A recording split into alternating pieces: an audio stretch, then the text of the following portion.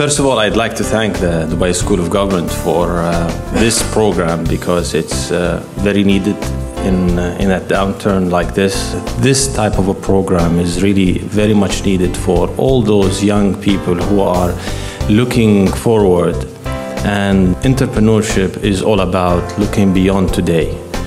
There are so many issues, both culturally and politically and regulatorily, that we need to overcome to create the right environment for entrepreneurs, and that's very important. First, I'd like to thank the Legatum Institute and Dubai School of Government for bringing this conference and for bringing us all over here and in the Global Entrepreneurship Week.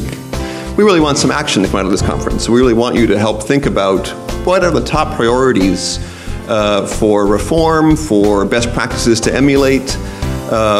What do we want to focus on?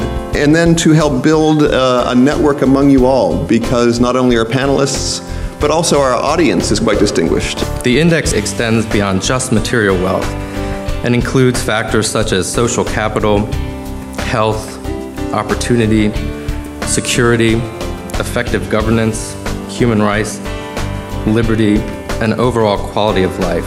In order to talk about regulatory reform, to talk about the ability to spawn entrepreneurship, we need to understand the environment within which it operates. The Doing Business data set looks at, as I said, the life cycle of a small, medium-sized enterprise from inception or business registration to expansion, operations, and if necessary, demise or the closing of a business. Just last week, we launched another report, which in fact is the only regional report that the Doing Business project issues, and this is the Doing Business in the Arab World report.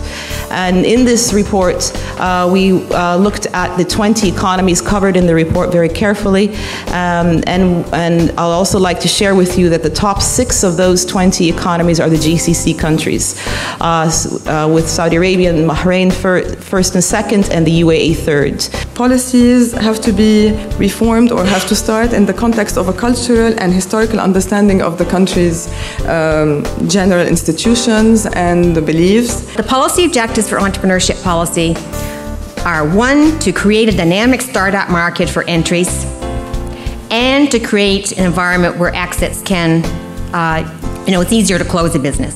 2nd, to stimulate a culture and climate for entrepreneurship. And thirdly, to stimulate more entrepreneurial activity, new businesses, and new entrepreneurs. That's for many countries in the region, the main problem is not reforming more rules and regulations, but improving their implementation. Are we actually hiding behind the one-stop shop by remaining with 500 legal procedures to undergo, or are we actually revising that legislation to actually decrease these procedures? The government did not have the political will to do that, because they have 7 million in the bureaucracy and they're not going to fire anybody. They are a stage in a process of making your regulatory environment more efficient. You can take that step even further to what was called a single window concept, and then you can take it to the ultimate process, which is an online service.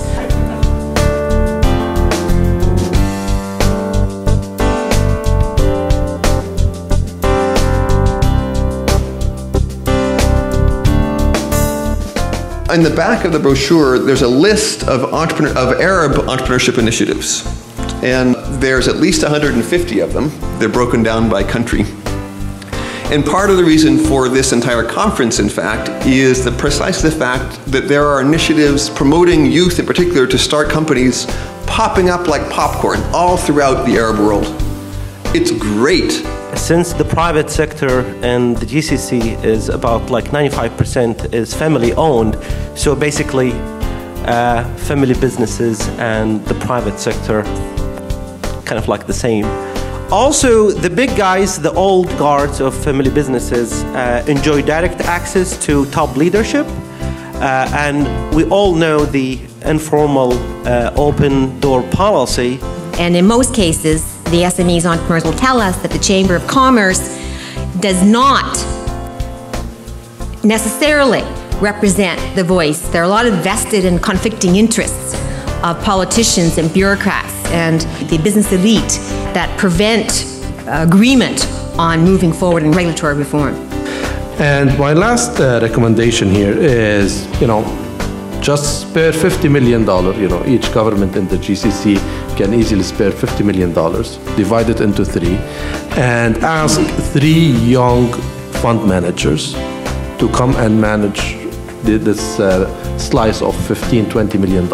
The characteristics of a startup entrepreneur are not different. They're exactly the same. We're seeing more and more sophisticated women coming into the market. A lot of the successes that we hear are women find a gap in the market because it's something that they can associate with, they have a passion for. And passion, we find with most women, is an incredible driver. And with most startups, the first thing you hear is, are you passionate about your business? And that's what we see quite a lot. My definition of entrepreneurship is very simple. It's someone who's bankrupt in the eyes of banker, genius in the eyes of himself, and stubborn in the eyes of everyone else. I don't recommend that we burden a startup company with a loan. What you need is business angel equity financing. So a business angel network in every city is what we need in the Arab world. The most efficient way that I witnessed mainly in Europe is what they call a sidecar fund. They provide loans or equity that matches the angel investors' money. And then there's this idea of taking government money, perhaps from the sovereign wealth funds, and allocating that to specialist venture capital fund managers across the region, detaching the government incentive from a professional fund manager who will just back the best entrepreneurs and the best businesses in the market. At Legatum Ventures, we clearly believe that business is development. So by addressing some of the major social challenges of our time, you can create great scalable businesses, and entrepreneurs that find a way to provide access to capital in a scalable way, they're going to transform the economies in which they operate. So if we're cheerleading youth to start companies, we have to take responsibility that under existing regimes in much of the Middle East, there's at least a potential, if your company becomes insolvent, you become bankrupt, that you could go to jail. That's not irrational, that's not cultural, that's not attitudinal, that's not mindset. That's an incentive structure. I previously was an entrepreneur, started 4 businesses, one of them that went completely bust, 2 that did okay, and one that actually did extremely well. I, before getting into corporate life, ran my own businesses, 3 of which the first, like Imad, failed spectacularly. I started 2 other businesses, I went bankrupt, and then I went on and started a 4th business, I did well. I was an entrepreneur myself, started several companies, mainly in Lebanon, failed twice and succeeded twice. Henry Ford failed and went bankrupt 5 times before he succeeded. Today, the UAE requires a distinct insolvency law. Certain insolvency proceedings could allow a debtor to stay in business and use revenues to resolve the debts they owe. We need a law that treats people who go bust in a respectable way. Wholesale reform of the personal bankruptcy and corporate insolvency legislation. We have seen the spread of these types of reforms across the globe, widely across the EU, with a certain level of harmonization, and in the United States. In the region here, obviously this reform is being spearheaded in part by Horkheimer, the Institute for Corporate Governance, who issued a declaration on insolvency and creditor rights systems in the MENA region. The key there is not everything needs to be done through a judicial process. There are, in many jurisdictions, self-help remedies. Approaches to dealing with insolvency that exist in the United States on the one hand and in the UK on the other. They are fundamentally different. The idea of new money, debtor in possession, and a cram down is fairly unique to the Chapter 11 process.